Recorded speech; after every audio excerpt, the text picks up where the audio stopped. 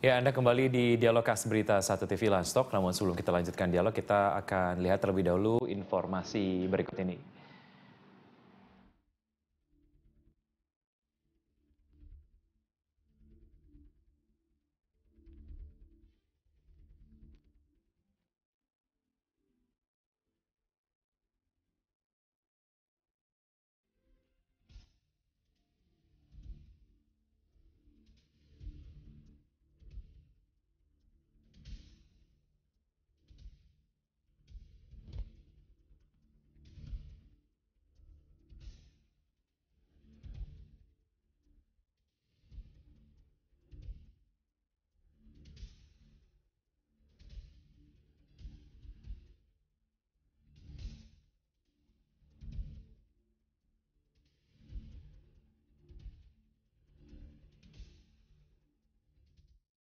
Ya, pemirsa, sebelum kita melanjutkan dialog, kami akan langsung ke Pak Gamal Sinurat terlebih dahulu di kantor BPLHD.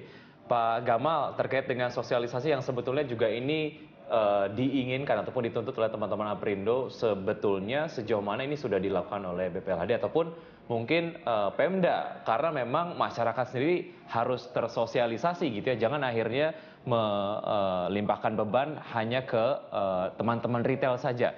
Seperti apa Pak Gamal?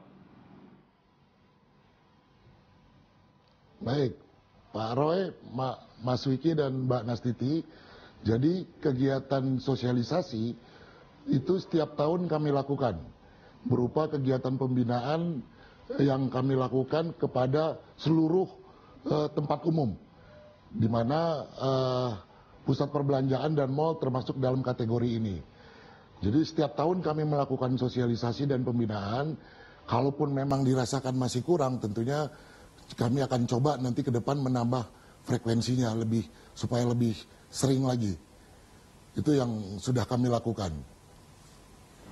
Ya, terkait dengan sanksi perorangan yang mungkin akan dikenakan bagi perokok yang melanggar peraturan, sejauh mana ini juga sudah disosialisasikan?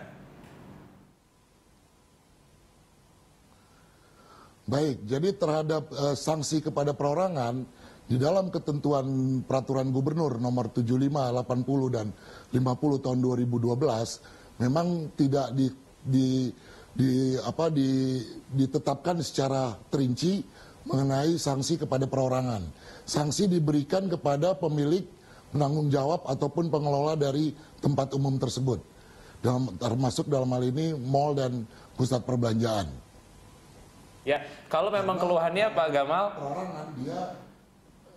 baik, kalau keluhannya dari teman-teman retail bahwa kemudian mereka ada di posisi sulit. Satu sisi mereka ingin membuat konsumennya nyaman ketika mengunjungi mal mereka. Satu sisi mereka hanya dikenakan beban saja untuk akhirnya menegakkan aturan ini gitu. Apa yang akan dilakukan terkait dengan hal ini, Pak Gamal? Ya, jadi sebetulnya kan pemilik dari tempat usaha tersebut, dia kan sebetulnya sistemnya kontrak dengan tenan. Jadi kami menghimbau agar di dalam kontrak tersebut klausul mengenai penegakan hukum terhadap kegiatan merokok ataupun kawasan dilarang merokok itu dibunyikan di dalam kontraknya, sehingga tenan-tenan itu ikut bertanggung jawab, merasa akan berisiko kalau dia masih melakukan pelanggaran terhadap kawasan dilarang merokok. Seperti itu mungkin salah satu upaya yang bisa dilakukan. Ya, kontrak itu kepada tenan ya Pak ya, bukan kepada perokok itu sendiri? Ya, betul. Bukan. Baik, oke. Pak Roy, apa yang Anda ingin sampaikan terkait dengan hal ini? Ya, Pak Gamal, terima kasih informasinya. Jadi dalam hal ini, kesempatan inilah yang kita inginkan, suatu hubungan yang timbal balik. Jadi aturan itu dibuat untuk mengatur retail dan mall, tapi yang tadi kami sebutkan, bukan karena kita tidak melarang, tapi si pelakunya sendiri karena dia, sorry to say, misalnya dia preman, dia orang yang mau dihormati, orang yang disegani, pakai ijo dan lain sebagainya, kemudian merokok. Nah ini sulit sekali untuk kita melarang. Nah kalau tidak diatur sanksi bagi perokok yang masuk ke mal, ini akan sulit sekali. Sementara kalau yang dimaksud dengan kontrak tenant dengan mall atau mall dengan tenant itu kan hanya mengatur bagaimana kaitan sewa menyewa, servis charge dan sebagainya yang harus tenant lakukan dengan mall. Itu tidak mengatur dengan si pelaku rokok yang datang ke tenant, yang datang ke retail kita, kemudian melakukan rokok. Nah ini yang kita minta supaya didudukan suatu hal yang sama. Kalau mallnya diatur, si pelaku rokoknya juga diatur. Misalnya saya kasih contoh, ketika itu ada stiker yang menuliskan dilarang merokok, di bawahnya juga ada sanksi. Bila dilarang merokok dan itu masih dilakukan, sanksi bagi perokok itu adalah A, B, C, D. Silakan diatur, silakan dibicarakan. Sehingga pada saat ada orang yang merokok ke dalam mall dengan orang yang dihormati itu atau orang yang disegani itu, orang yang preman itu dan sebagainya, si satpam, si retail atau si pedagang bisa katakan bahwa maaf, ini ada aturannya dilarang merokok dan sanksinya ini. Kalau tetap melakukan, Bapak kena sanksi. Sanksinya apa? Ya kita serahkan kepada berwajib karena ada aturannya. Dilarang perokok merokok mal. Jadi bagaimana mungkin akibat perokok yang berupaya menikmati rokoknya atau yang tetap nakal merokok di dalam mal, kemudian industri mal atau industri retail harus tutup.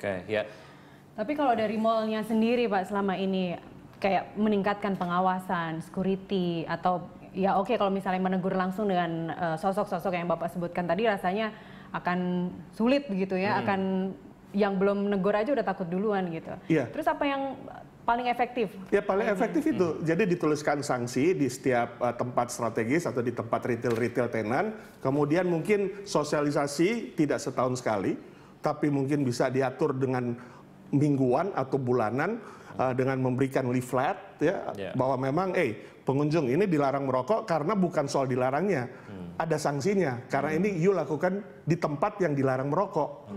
Seperti aturan Pergub itu, tempat yang dilarang merokok salah satunya kan mall. Nah itu diatur, mungkin ada sanksinya. Perbedaannya mungkin karena mall itu adalah tempat tempat bersenang-senang begitu ya, bisa disebut pleasure gitu ya. Dibanding lifestyle, pleasure. Jadi itu yang apa? Namun balik lagi, ketika ada sebuah aturan yang memang ada, sebaiknya kita kemudian mengikuti aturan tersebut ya kalau memang sudah jelas. Kita akan jeda sejenak, kami akan segera kembali jeda berikut ini.